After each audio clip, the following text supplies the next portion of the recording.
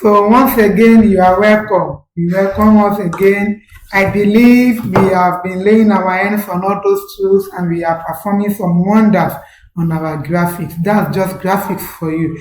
Don't forget, as I've said, you have to bring your creativity into manifestation. That is just what the graphics is all about.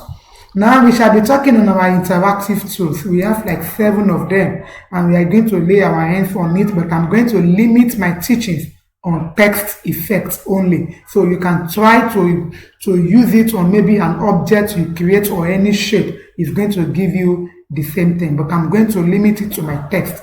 So the first tool I'll be talking is the blend tool. Blend is blending 2 or more objects together. So we want to blend our red into our blue. Academy. Go and pick your interactive blend. Click on the first one, then you drag to the last one. This is our blend tool. Then with this, you see this your square box that if you click on it, it will change to plus. Click and hold and drag. Then it's blend. It gives you the effect of the blend. You may not be seeing that effect very well because there is no outline. So you give it an outline color. Once I give it an outline color, do you see? Then you come to your outline fill box. Then you give it an outline. Yes. Do you see behind fill? To make it bigger. Good. So that is your blend tool. When you come here on your property bar, you have the clockwise blend. Click on it. It's going to give you some similar color. And you can choose the counterclockwise. The system will give you similar colors that's going to blend together. Do you see? If you want it to be closer, good. To form something like this, and you want it to be far away, it is your choice. This is just our blend tool. Picking your pick tool, if you move, if you move without grouping together, it continues to blend and blend and blend. So it's advisable that you select together and group Ctrl G on your keyboard.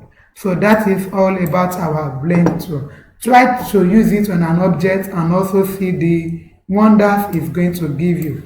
Then the second one we shall be talking about is interactive contour tool. This contour tool is going to work perfectly on a bolder font. Not like this is mean a bold. This font is not that bold. Let's change our font size to a bolder type. Do you see this example? Then let's use our contour. Just click on it.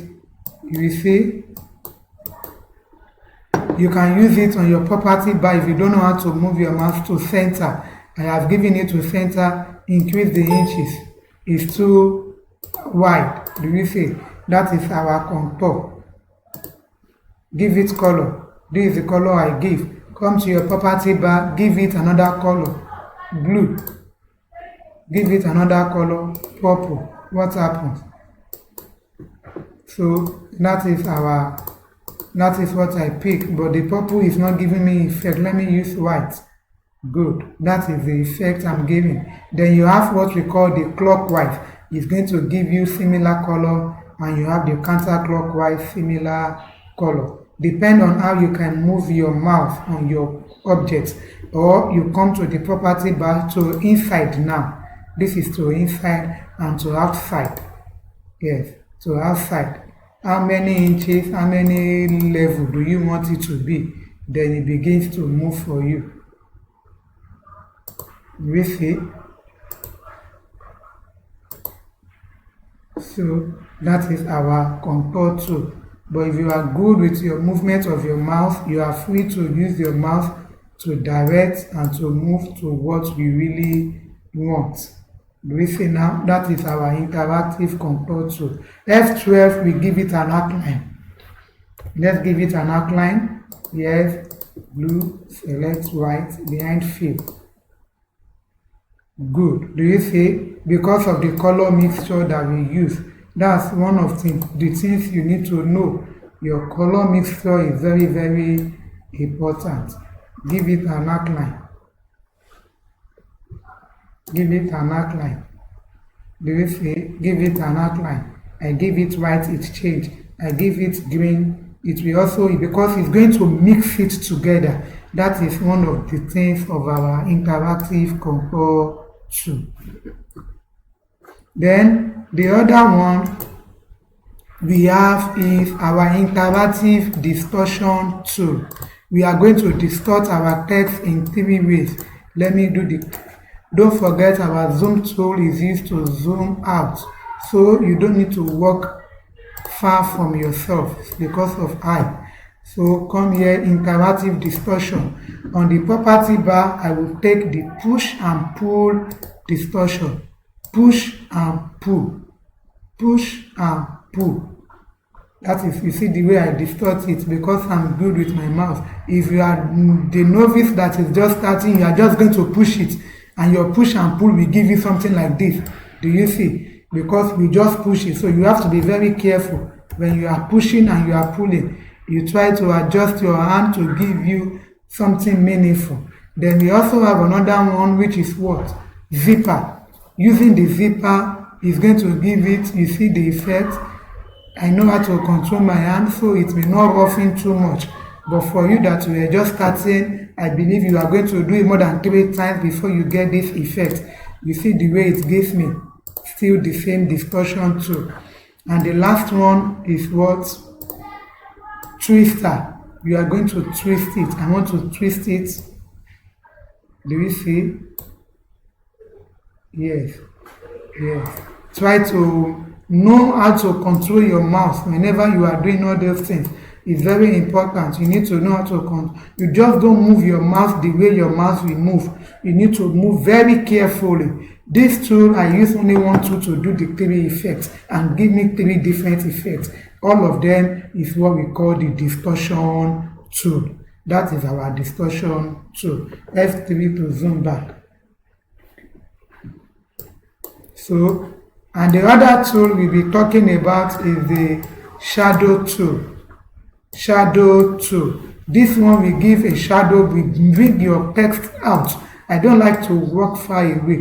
Use your zoom tool to zoom and go back to pick your pick tool. Give it white in blue, and I'm giving a white outline. F12 is going to give me the shortcut, so I pick behind fill, okay. Then my shadow tool, you may not see the effect now. Shadow tool from the first letter to the last letter. Do you see the effect? Then I can change the color of my shadow.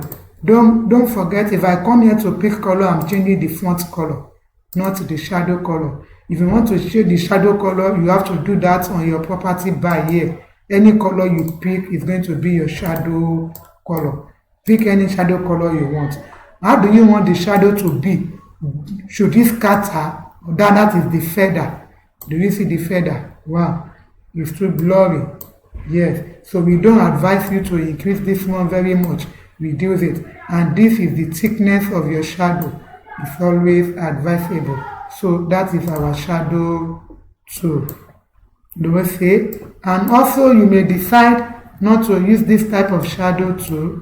You can decide to use, you have been seeing something like this. I'm going to explain also for you. Shadow. Yes. Let's give it an outline so that we can see our effects. Take your shadow. Don't click on it. Come to your presets direct. Do you see? From bottom, medium, from left. Pick any of these and see the effect. Then you can adjust it.